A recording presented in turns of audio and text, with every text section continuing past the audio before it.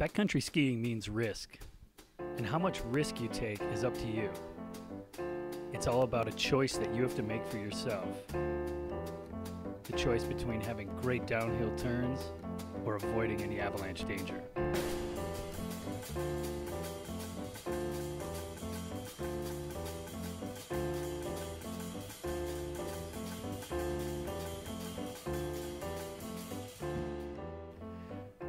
One of the best tools I've found for making a good choice about going into the backcountry is the Utah Avalanche Center's Morning Avalanche Advisory.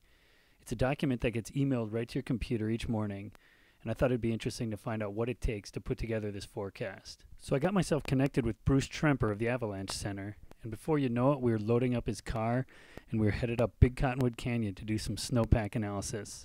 Make sure it's within. Even on our way up the ridge, it was clear Bruce wasn't going to miss any opportunity to gather information about the snowpack. Field work is really, really important to our job, to get out and look at it personally. You know, you can't forecast avalanches from the office. He even dug an impromptu snow pit while I was resting. But to do the tests he wanted to, we had to go farther up the ridge and dig a full snow pit. And nobody digs like Bruce Tremper.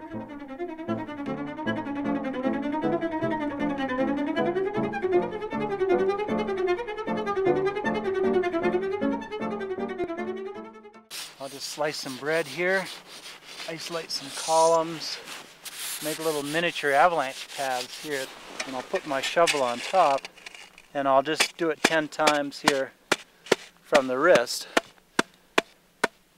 and then go from the elbow, and then from the whole shoulder. So this particular column is pretty solid right there. So I expected it to break out a little bit easier than that, but you never know because it will vary a lot from one place to the other.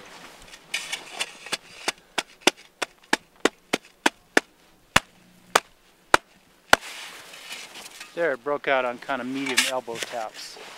The test that I really like is what I call an extended column test. So I'll cut this one 1 meter wide this way. And then I'll take my snow saw and mount it on the end of my ski pole.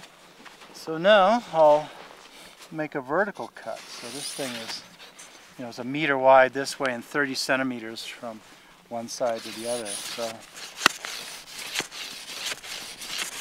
and I'm going all the way to the ground. I have to make sure I'm kind of parallel to the front face of the. And you see this top wind slab is breaking off like we knew it would. But I'm worried about those other layers down below, so I'm going to see if this thing will propagate a fracture. You need to make an avalanche, you need to initiate a fracture and propagate a fracture. So if I initiate it below the shovel and it propagates all the way across the column, then that tells me something. See, right here I wasn't able to even initiate a fracture. There it goes. So kind of on a hard tap there, I was able to just propagate the whole fracture. Now, the statistics say that as long as you can propagate a fracture, no matter how hard you got to hit on it, you can still probably trigger avalanches on that layer. You should still worry about it. Bruce even went so far as to check the shape of the snow crystals using a monocular and some cross polarizers. The angular crystals are the ones that are more likely to start an avalanche. The next thing I learned was an important choice that Bruce has made for himself about a piece of equipment that he always takes into the backcountry.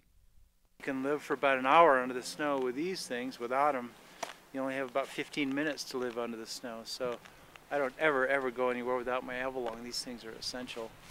And with that, we headed home. But in the car ride on the way down, Bruce gave me one last thing to think about in making my choice about the backcountry. Yeah, driving this road is way more dangerous than avalanches, I think. I'd much rather take my chances with something where I have some control over.